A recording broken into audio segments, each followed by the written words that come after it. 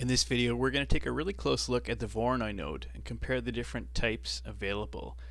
This is going to be quite a long video, and this is all the stuff we're going to cover. But you don't need to know any math or coding to understand what we're going to do here. I spent the last few months digging into this node, just trying to catalog all its possibilities. And today, I'm going to try and break this down for you and make it easier to understand, because you can't really just look at the Voronoi texture once or twice and understand it. So what we're going to do is really just try and spend time with the various Voronoi texture possibilities so that they become less foreign and more familiar to us. And then at the end of the video, we'll take a look at a few new things I've made, primarily with using the Voronoi. I'm also going to make the entire blend file available on my Gumroad for free, so you can download it if you want. If something doesn't make too much sense to you, maybe try downloading it and poking around. To see an example of this pattern, let's look at this Voronoi visualization program. I can click on this black screen here and create a couple dots. And those dots are actually known as seeds. These colored areas, those are called cells. And the point where three cell walls meet up, these two areas here, those are known as nodes. So why is this diagram useful? Well, an example of how it could be useful is, let's say you're shopping at a chain of stores, and each of these black dots, or seeds, is a location of the store. And you live right here, and you want to figure out which store is closest to you. In this example, it's kind of easy to just eyeball it, but let's say it was more complicated. It would be useful to have these colored cells, so you could quickly choose any point on this plane and know the exact closest seed to your point. So that's the general usefulness of this diagram. Let's now hop into Blender, where I've recreated this version of the pattern. I've set the pattern to 2D over here. You can see with 3D, it doesn't really work the same. You know, some of the cells, or pardon me, some of the seeds are here. Some of them are really small, and a lot of them are missing. So I'm going to explain why that is shortly, but let's just put it on 2D for now. We can see the distance, which is forming these dots, which I can control by this color ramp, are mixing with the color input, which just looks like this right here, going into this multiply, and just combining both of them there. We can see if we increase this black that these circles start expanding until they touch. And the point where they touch is right at this cell wall here. So you should see that happening. If we plugged this into the factor as well, we see a different kind of diagram where all these circles are those cell colors, and they expand until they push into each other and form those straight cell walls. So we have this randomness option on our Voronoi node, and it's set at 1 as a default. So if you turn this down to 0, everything looks really nicely lined up. You know, all these seeds form nice rows and columns, and as a result, all of these cells are nice squares. And if we turn this up, we can see each seed moving a certain distance up and to the right. So in the positive Y and X direction. And they kind of push these cell walls around and form these more interesting shapes as a result. And we can see these same things, you know, if we're in this region, we know this is the closest seed, and if we connected both of these seeds, it would be a right angle to this cell wall.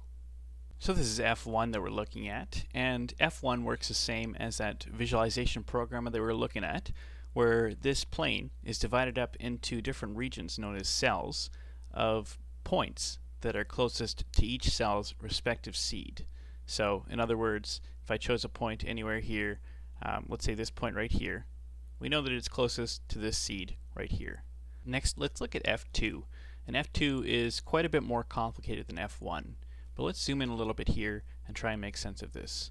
Instead of measuring to the closest seed now, we're actually going to be measuring to the second closest. In the case of this region right here, let's choose a point right here. This is the closest, and this is the second right here. So every point inside this color is second closest to the seed. So this is significant. Every time we cross one of these borders, the second closest seed changes. And because these regions are larger and overlapping each other, we get these much smaller pieces than we do in F1. So let's choose a few more examples just to try and, let that sink in. This yellow area right here, which do you think is the second closest seed? Looks like this is the closest. I'd say that this is the second closest, because once we cross these borders, we can see these other ones kind of manipulating the sizes there. We can see these small little details here. When there's a bunch of seeds in one area that are super close, we can see these smaller bits being pushed out right here. We can even try decreasing the randomness here. I've got it hooked up to both of those Voronoi, so when I push this down, everything turns to 0 randomness. And we can see it's kind of like F1 where you've got these nice squares now and everything's lined up. But instead of just a square, it's each square is organized into 4 triangles. And the reason why that is let's say this triangle here, we can see that this is the second closest seed. And as soon as we cross over here, this is the second closest. So each of these triangles is matched up kind of with this opposite seed right here. You know, this one to this guy here, this one to this guy right here. This third diagram I've got here is kind of like a combination between the F1 and F2. These black lines are the original F1 cells, and then inside we see the color separations from F2. And if I decrease this black line here, you can actually see, let's actually just take that right off rather than decrease it like that. We can see we've still got those separations that's occurring in F2, but there's just a lot more separations going on in F2 as well. So for these 3 outputs, we're looking at the color output primarily, but let's see what this distance output looks like just by itself. On this next line here, we can see this is the new F1, but it's coming out of distance now, and it gives us a kind of height map effect with this black and white image. And black, that represents the lowest areas, while white is the highest areas. So we can see these seeds are in the lowest area on F1. Here we can see F2, and in this case the seeds aren't the lowest point, but they're not necessarily the highest point. It looks like this is the highest point here in that case, and then the seed is just off to the side. Then we've got the combination here as well of F1 and F2. Let's look at one more row here, and it looks the same from bird's eye view, but if we tilt down, we can actually see that these are being displaced. And this is F1 we're looking at here. You know, we can see these ridges here are these white ridges right here, and these black dots, you know, are the black dots right there. I also want to illustrate something here. If we were to change this from 2D to 3D, we can see now not all these pockets are the same level. On 2D, they are. They all match up on the same Z plane there, but if we change it to 3D, some of them are higher and some of them are about the same level as before. And this is why in that original diagram, some of those dots disappeared when we changed it to 3D, because they weren't low enough to register as those black dots coming from distance anymore. So I'm going to change this back to 2D. Let's check out F2 as well. We can see, like I said, a lot of these dots are kind of close to the top, but not really at the top. We could also be turning this randomness down. If we turn this randomness down, for instance, here's our new F2 from the distance. We can see that the dots are all at the top when the randomness is at 0. But as soon as we push this up, you know, it starts to change a little bit. Same with this one here. All the randomness goes to 0, and all those dots are just uniform at the low points there. Then we can see the combination of the two. You know, here's the F1 cell walls over the F2 displacement, and if we change this to F1 displacement, then we can see these cell walls are on all these ridges right here. Let's also use this displacement to illustrate one other thing that I didn't really touch on under this option right here. Where it says F1, we can choose F2. We can also choose this option called Smooth F1. So what this does is it just makes everything smooth, kind of like a subdivision surface. This is a bit more processor heavy, so when you put this in, expect it to be a little slower. We've got this smoothness dial as well, and if we turn that down, it just looks the same as F1. So if we turn that up, then it gets you know, a bit more interesting. Let's try it on this colored one as well. If we change this to Smooth F1, the way it represents itself is just kind of gets blurry, and these dots, when they get close enough, they kind of reach out to each other and connect. Now you can see these ones here are starting to reach out. These ones have just connected here. Next, I'd like to go over the 4 different types of distances in the Voronoi node, and we're going to start with Euclidean. That's actually the one we've been showing already. This top row is randomness set to 1, and I've got F1, F2, and a kind of combination between F1 and F2, where we've got the original F1 cells in these black outlines, and then F2 is all this overlapping information here. The middle row is randomness set to 0. We've got F1, F2, and then the combo. and the bottom row is the distance output from F1 on the left and F2 on the right. We've kind of already talked about this one. There's not really much more to say, so let's move on to the next type. Let's look at Manhattan, which is the second out of 4 options. This is set up the same way as Euclidean, which was randomness set to 1 on the top, randomness at 0 in the middle, and then the distance metric on the bottom. This is F1 in the first column, F2 in the second, and a combination in the third. We can see right away it looks quite different when we zoom in on Manhattan F1, randomness 1. First of all, these seeds are diamonds, and that's the default when coming out of this distance metric on the Manhattan Voronoi. So I just wanted to put that in there. We can also see that instead of going from one node to the other in a straight line, it kind of takes this detour. It's more meandering. It goes, horizontal, diagonal, vertical, whatever. It doesn't just go straight there. On Wikipedia, this was referred to as taxicab geometry. It kind of made me think of if you're at point A and you need to get to point B, you're going to have to drive along the available streets, and you're not going to be able to just drive straight there across a field. It was also referred to as snake distance, which made me think of that old cell phone game on those Nokias.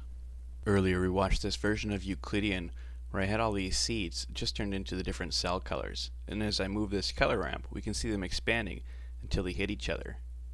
This is because Euclidean goes in all directions and it's not constrained to any axes or angle, whereas Manhattan, as we just kind of heard the explanation for, is constrained to these 4 directions, left, right, up, and down.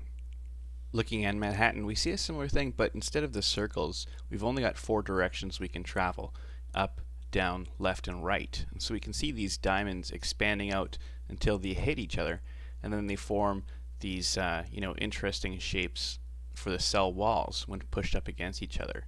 Eventually it all fills in. Unfortunately, I don't have enough information on the color ramp to do that. I'd have to use a map range. But yeah, this is F1 Manhattan. Looking at F2, it's also quite complicated, and this is computed in the same way, where we choose a point, and it's computed with the second closest seed. So this kind of turquoise area, this looks like it's the second closest seed right here. So same kind of thing, but just constrained to certain angles. Also notice on this second row, all of these are the exact same as F1 Euclidean. And the reason is because we don't have any height information. We just have cell boundary information from F1 and F2. If we look at this distance output as well, we can see something different going on here. These are, kind of in the shape of those diamonds that we saw in those seeds. And these are, the same idea where we have angles like this, but, it's just kind of stretched out. Next is Chebychev. This is the third option out of 4, and it does look quite similar to Manhattan. The differences here, first of all, the seeds are squares now, and again that's the default distance output. And we can see it's kind of similar up, down, diagonals, but this is the one where it's supposed to be 8 directions, like a king or a queen with their chess movements. So when we push the color ramp up this time, we can see these squares expanding until they hit each other. It's kind of a similar thing, but not the same, obviously. And then as they, expand, they create these interesting cell walls there. This movement can be used to illustrate how an overhead crane will move, as well as plotters or drillers. Besides that, these 2 diagrams look relatively similar to me in this state. Here's F2. Again, the randomness set to 0 will produce the same kind of diagrams. And then these ones down here with the distance output, we can see where those squares come from. And then we have these, rectangles in different orientations. Let's look at this arrow diagram again. This is for Manhattan movement. And you remember Manhattan makes a diamond. And that's actually kind of the shape. If you go from arrow point to arrow point, it carves out a diamond. That's because, we're allowed movement in these directions, but if we were to move sideways and then up to get to this point, it would be 2 moves. Whereas with Chebychev, it would just be 1 move, which is this one here, which again, if you trace out the arrow points, it makes a square. And that's why Chebychev, when you crush that color ramp, it makes squares as its seeds. If you want more information about that, check out this video. It's actually really helpful to demonstrate the different distance measurements in the Voronoi options. I'll also link this in the description. onto Minkowski. We can see now the seed shapes are these stars here with these straight lines kind of curving into the middle. That gives us some clue as to how these shapes are formed. It's not really constrained to any, angle or straight line or anything anymore. It looks more like it's constrained to an exponential curve. F2 looks considerably more complex. With all these overlapping areas, we've got much more variation in the cell color. Then this is F1 with the black outline, and then F2 with that color variation in there. Row 2 is just randomness set to 0, and row 3 is the distance output. Here we can see our Minkowski. Let's just do the same thing, even though I don't know how this works exactly. The formula is much more complicated. But let's push this up, and we can see those stars expanding. Those areas on those tips are obviously going to touch first. So as they do, I don't know. It's weird. It's erratic. It is kind of cool. So this is what happens. I don't really understand it as much as the other ones, but this is Minkowski F1. Before we move on from Minkowski, we should talk about this new parameter that the setting has, which is exponent. If I unplug this value node, we can see it's set at 0.5, so I've got both of these Minkowski Voronois synced up with this value node right here. If you look at the Wikipedia page for Minkowski distance, then you can see that the shape that these different exponent values create are all listed here. 0.5 is that default shape that we've got, and at 1 it creates a diamond, which is the same as Manhattan. At 2 it creates a circle, that's our Euclidean values, and as this exponent approaches infinity it creates a square, which is our Chebychev setting. Let's try to recreate that in Blender. Here I've got my Minkowski, then I've got Euclidean, Manhattan, and Chebychev.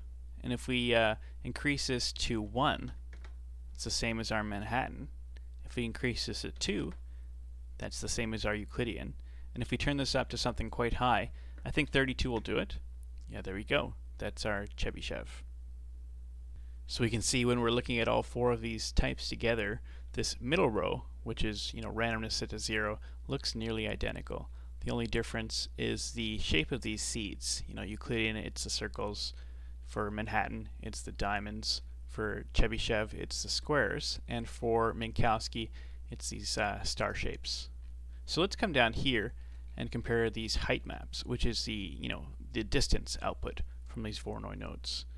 On the left we've got the F1, and then on the right we've got the F2 counterparts. And F1 Euclidean looked exactly the same as F1 Manhattan in that color output.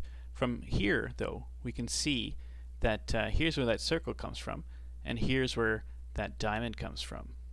Over here with F1 Chebychev, we see where that square comes from, and for Minkowski, we see where that star comes from. It's got this little curve to it there. Then here's F2, for all these as well. A little more complicated, but you just see a little bit more information with these black and white distances here. Same with these, randomness set to 1 up top. To see another side of our Voronoi texture, let's look at these 3D displacement counterparts of our height maps. On the top left I've got F1 Euclidean. This is one we were just looking at. We can see all these white corners around each of these dots, the seeds. Those are all these points, and those are the high spots. These seeds here are the low spots just down here, and we can see it kind of looks like an egg container, where it's kind of scooped here. It's rounded rather, but at the bottom it's kind of sharp. It's not rounded like an egg container that way. F2 Euclidean, we can see again the height map matches up with this displacement. These areas right here, these white points where the seeds are, those are the highest points. And it kind of looks like a bunch of circus tents, where it's kind of sloped down. There's tent pole there, and it's kind of fabric. We can see these spots in between here too. These are sloped down, which are these black areas right here. For Manhattan F1, we can kind of see it's these pyramid shapes, and we can see that there's these pyramid-shaped holes as well in the spots in between. Those are those black spots there, and those are where, first of all, the diamonds come from, because all these have straight sides, and it's also where the seeds are. These white points here, those are the highest points as well. F2 Manhattan, it looks like those pyramid-shaped holes are still there, but the other spots are just kind of flattened off. So that's where this white part comes in. Those are all just the same height there. Same with all these, it's kind of like a grading or something like that. And then these black parts are down below. The seeds are, in between here. It's going to be like the one in the middle, this one, this one, this one. Maybe not. Maybe one higher. But anyways, that's F2 Manhattan. For F1 Chebychev, we kind of see a similar thing we just saw with F2 Manhattan. The differences, though, is the alignment here with the grading, and then also the seeds are the low point on F1. So they're these holes. But we can see where those squares come from, is those grading. F2 Chebychev is going to be, just pyramids now. And all these spots in the middle, these are all flat. So we can see the seeds are the high points here. The seeds are like right here, right here, right here, right here. Just all the center of these squares. Looking at Minkowski, we see F1 Minkowski. The displacement almost looks like inflated tents or something like that, where the slope starts kind of shallow and then speeds up as it goes down here. Also, these low points, once again, are the seeds, and that's where the star shape comes from these inflated areas. It kind of curves inward.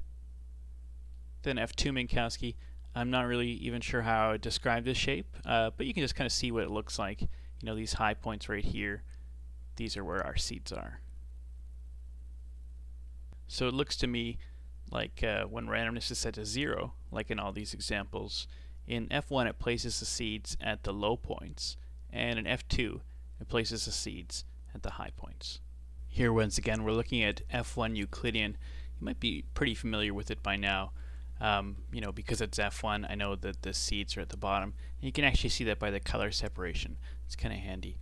I've got it fed into the displacement at 0.4, and I'm just looking at the color from this, but you could also look at this like this through this principled BSDF here. But let's look at that displacement again, and I'm going to move right on my timeline, and that's just going to increase the randomness. So we've got it at 0.125, 0.25, 0.375, 0.5, 0.625, 0.75, 0.875, and finally 1. We can see because it's set on 2D, we've got all these points down here. They didn't move up, so they're all at the same Z spot. But if we increase this to 3D, we can see a lot more variation. Some of those are higher up. And again, that's why some of those seeds disappeared before. We can see some seeds now are quite high up in the resulted displaced mesh. Let's also go back to 0 randomness, and let's try feeding the color into the height information instead. Here we see this interesting stepped pattern. We can look at this through our principled BSDF again, maybe turn down the scale. Looks quite interesting. We could also feed this out of the position vector, and then we get this stepped pattern like this. Let's turn that displacement back up. Yeah, looks quite cool. We're now looking at F2 Euclidean. And these are those circus tents that I was talking about before. These high points are all the seeds. We can see as I move right on the timeline, it ups the randomness level at those same intervals as before. And we can see what happens as it increases. Again, this is on 3D, so the Z value of those seeds is going to move up and down and influence the mesh with the resulting dynamic there. So you've got full randomness with F1 Euclidean, and here's full randomness. Oh, pardon me, that was F2 Euclidean, and this is F1 Euclidean. So kind of similar things, but we've got a lot more crossover with this one here. Let's also plug this from the color, see what's going on there. It's just a bit more complex. Let's move this down a little bit. Yeah, pretty cool stuff though. What if we were to plug two things in at once? Maybe plug the position into the mid-level or into the scale. How would we try that? Yeah, pretty interesting stuff. So this Voronoi F1 or F2 Euclidean, this is what I would use for natural things like mountains, hills, or even sand dunes. If you turn this down a little bit, maybe modify this a little bit, it'd be a pretty cool desert, I think. Let's also look at smooth F1 Euclidean before we move on. We've got this new parameter called smoothness. We can turn this up or down. If we turn it down, it's just like F1 normal, but if we turn this up, it becomes smooth. We can see how it affects the randomness as well. Just very nice and wavy there instead of sharp points. We could also plug this out of the color, and it, if we turn this down, it kind of gives us a nice slope to our edges. You know, this would be much better suited to landscape, even though it's a little bit more processor heavy with the smooth F1. It's kind of nice there. We could also do the position as well and get these nice looking steps here. Turn the randomness down. You know, looks pretty cool. Next we're looking at F1 Manhattan, and here we have these straight pyramids as well as these pyramid shaped holes that go all the way to the bottom into these points here. And we can see as we turn up the randomness, you know, same predictable thing happens. The seeds move in the positive axis directions, and eventually we reach this kind of, you know, interesting abstract texture here. We can also make this come out of color or something like that for these you know, interesting steps, but you can see that the sides are kind of harsh, so smooth F1 would be better suited for something like this. We can also take a look at F2 Manhattan, and here it is just normally. Let's go back to the displacement view. We can see it's just the pyramid holes this time. It's no pyramid tops. It's kind of like a little grating, but pretty cool stuff. We could also take a look at smooth F1, and again we've got this smoothness parameter here. Let's come out of color. Why not go into height? Turn this down to 0.1. Let's turn this randomness up. You know, pretty interesting stuff. We're now looking at F1 Chebychev, and this is kind of similar to F2 Manhattan. The difference being is, you know, this is the y coordinate, and it's kind of 45 degrees off from where F2 Chebychev, or F2 Manhattan was rather. So if we increase the randomness here, we can see some interesting shapes, very similar to Manhattan. But if you remember, you know, the distance is just measured differently here, where you have 8 directions rather than 4 for Manhattan. Let's go to F2 Chebychev, which is these pyramids, and it's kind of similar to F1 Manhattan, but the difference is, you know, the in-between parts are all just flat here. So we can scroll through this and just see the randomness kind of take over. It's a little bit more hectic with F2 there. Let's also touch on smooth F1.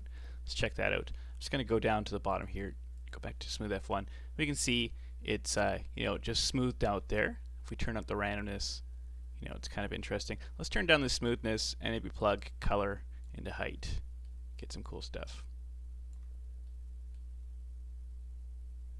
We're now looking at F1 Minkowski, and if you remember, these kind of are kind of like the pyramids, but they're curved like this time, almost like inflated tents almost. So if we up the randomness here, you know, this is probably the most erratic texture out of the different Voronoi versions. It gets pretty crazy quite quickly, and if you look at F2, you know, kind of the same thing. Again, I don't really know how to describe this shape, but you can see what it looks like anyways. And as we turn the randomness up, you can see similar, you know, bizarreness happening there. Let's also check out smooth F1, and again, it's all smooth. We'll just put this smoothness down to like 0.3. Why don't we plug position into height and just see what that looks like. I'll just come out of this principled BSDF here, and let's turn up the randomness a bit. I'm not too sure what I would use this for, but probably some abstract texture. We can turn up the displacement as well if we want that more, you know, exaggerated. Next, we're going to just look at a few notable setups that I've come across or read about. This first one here, I've got the Voronoi F2 Euclidean minus the F1 Euclidean with a simple subtract node. It's not a vector subtract, it's just a subtract because we're running out of the distance here. So we can see as we up the randomness, it turns into kind of these low poly rocks, which is kind of neat. You know, pretty interesting. Could be useful for a lot of things, but looks pretty interesting just like this. We can look at it through the BSDF as well. We can also mix and match these two. Let's say we change this F2 up top here to Manhattan, and then the bottom one we'll leave it Euclidean. You know, some interesting possibilities here. I'm not going to go through them all, but we can either keep them the same or mix and match them and come up with some interesting possibilities there. Next we have F1 minus F2, and it's really just the inverse of the last one. It's just upside down. So when we go and increase the randomness, we see the same low poly rocks, but just on the ceiling this time. So it's pretty much the same thing, but it's just interesting to see how you can just reverse these and it does it upside down. Next up we have F1 minus smooth F1. This is actually in the Blender documentation on how to make beveled rocks. So you can see as the randomness increases here, it looks very similar to Euclidean, but there's going to be some differences here because we're subtracting that smooth F1. We can see in the inverse here, this is smooth F1 minus F1, and it's just upside down. This is what we were looking at before, and now we've got the other side showing. So we can up the randomness here. That's kind of an interesting texture. I do like this one. I'll probably use it for something organic. The next setup I have here is just two Voronois in a row, which I'm kind of referring to as stacking Voronois. We can see here they're both the same type, F1 Euclidean, and if this first one is random, it doesn't matter if this second one is, or pardon me, if this first one's randomness is at 0, it doesn't matter if this is turned up, it's still going to be a symmetrical pattern on our plane. But once this one down here, once that gets turned up, we can see it becomes less than symmetrical, and we get some interesting patterns there. We can also add in a mix RGB here, and just place it right after this first Voronoi. Plug this guy in here, and then we limit the Voronoi's effect on that overall pattern. If we have it just like this, that's just our regular Euclidean there. We could turn it up, and it looks more normal. But once we start bringing this down, we get some pretty interesting stuff going on there. The last thing I want to look at for varying these Voronoi textures is, so I've got Voronoi F1 Chebychev here with the randomness set to 0, and then just upstream of that I've got a separate, I'm just going to make this bigger so you can see it, I've got a separate XYZ and a combine XYZ, and Y and Z are both going into this guy regularly, but X is going through this noise and this mix. So right now it's like we've just got X feeding right into here because the mix is on 1, but if I lower this, we can see some distortion just on one axis. So it's kind of interesting. Let's look at this through the principled BSDF as well. We just see kind of what's going on. Interesting pattern, not too bizarre and affected by this noise because it's only affecting the one axis. It does slow down things a little bit because you're separating this before the Voronoi, but it's just kind of an interesting way to make a cool abstract texture. It then gets even more interesting when we turn up the randomness here.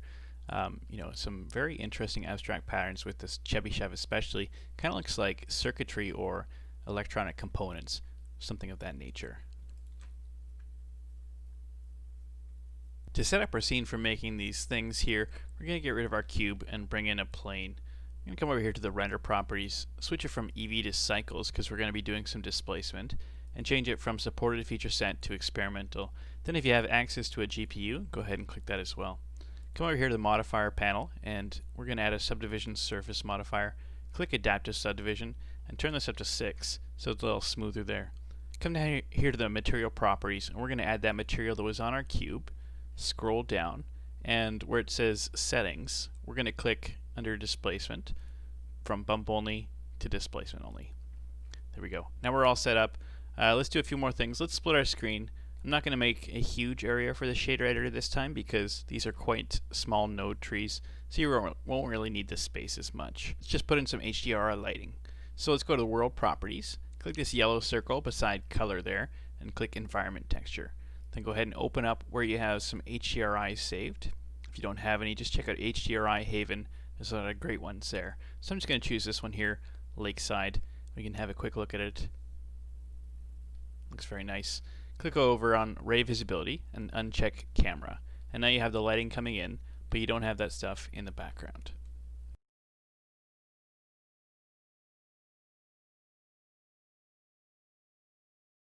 To make this first texture, we're going to start off by bringing in a Voronoi node.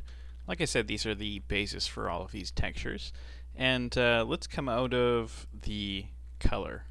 And I'm going to hit Control T, bring up the texture coordinate mapping node, make sure object is going into the vector there. Let's bring in a displacement node and just put it right here. Move this principled BSDF out of the way for now.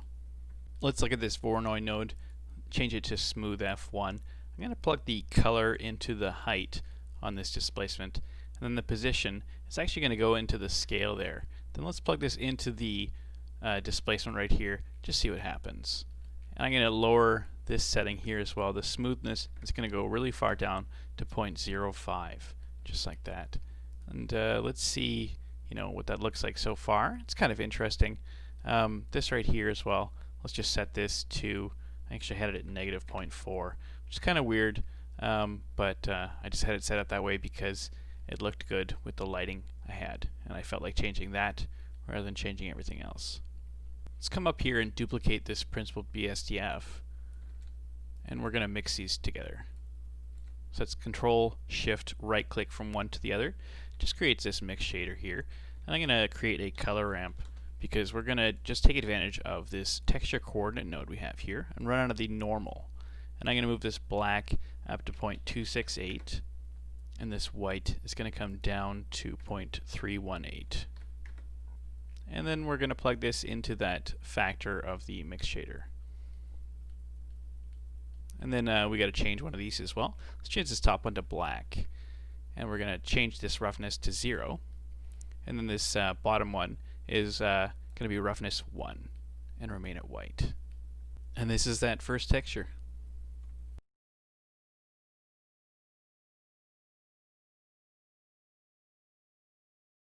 Let's check out this second texture. This is actually going to be very similar. Let's bring in a Voronoi and start typing texture because I was saying the word texture. But let's run this out of color again and just set it up the same way. You know, the texture coordinate, run this out of object, and just grab that and bring it up here. Then we'll bring in a displacement node, put it right here, and the position is going to go into the height. Move this principled BSDF out of the way and plug this into the displacement. And yeah, there we go. We already got something that looks kind of cool. We'll change this again to smooth F1, this to 0.4. We're going to do the same kind of thing with another color ramp up here connected to the normal. So we'll plug that in. Let's duplicate this principled BSDF as well and just mix these two together. We're going to plug this into the factor there. Then we'll come over here to the color ramp, set the black at 0.268, and the white is going to come down to 318. It's just the same settings I had as last time, and it's what I had in my original stuff, but it could work if it was slightly different. It's just what I had. So I'm going to change this top one to black, and we're going to have the roughness at 1 for this guy, and the white will put the roughness at 0.7. Let's come down to the displacement node and change the mid-level to 0, and the scale, we'll change this to 0.8.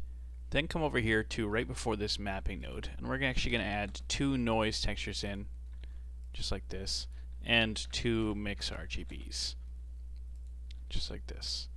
And we'll plug, you know, that object into color 2 of that first mix, and this color output of that mix is going to go into color 2 of that second mix. First noise we'll set at 10, and we'll set the detail at 6, leave everything else the same. Second noise we'll set at, actually we'll leave it exactly as is. We won't change anything on that one. First mix we'll change to 0.8, and second mix we'll change to 0.9. And there we go. This is the object 2. It doesn't look quite the same at this low level of detail, but try rendering out with the camera close and it should look the same.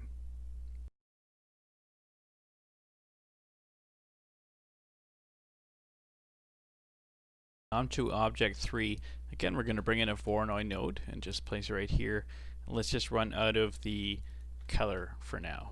Hit Control T, bring up that texture coordinate and mapping node, and just make sure this is plugged into object. We're not going to worry about the normal this time, so we're just going to use this one principled BSDF.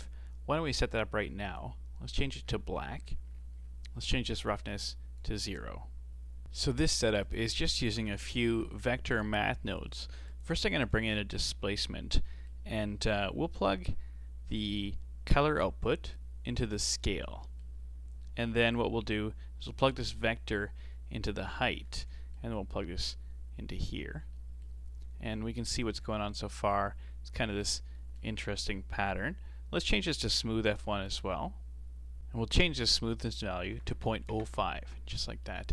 I'm going to bring in some vector math nodes. It's easiest to find just by typing math because it's the second option here. If you start typing vector, there's quite a few options that come up there. I'm going to leave it on add and just plug this in here to the actual, it doesn't really matter because it's commutative, but I'll plug it into the bottom. Then we'll plug position into the top here, and then this is going to run into that height. And then I'm going to duplicate this, place it here, and we'll plug that into multiply, rather change it to multiply, and change these to 0.6. And I just realized I turned off rendered mode, so let's update that and just see what we're looking at here. So then I'm going to turn down the renderness to 0. We have something pretty much what I had in the original render. Let's just change the scale to 3. The last thing I did is I turned this mid-level down to 0. And this is now object number 3. You can turn this up if you want, turn it up to like 10 and you get a bunch of smaller pieces there. It does look really cool actually. I do really like the look of this, especially when you render it out. It'll look way better than in this preview mode. So that's it. Hope you're able to follow along and see what I was doing. I've made quite a few things with this Voronoi stuff here, but if you have any questions, feel free and just let me know in the comments, or go on my Discord that I set up, or message me on Instagram. Just let me know. I like talking about this stuff, so it's enjoyable for me. Hope you guys have a nice day. I'll talk to you later.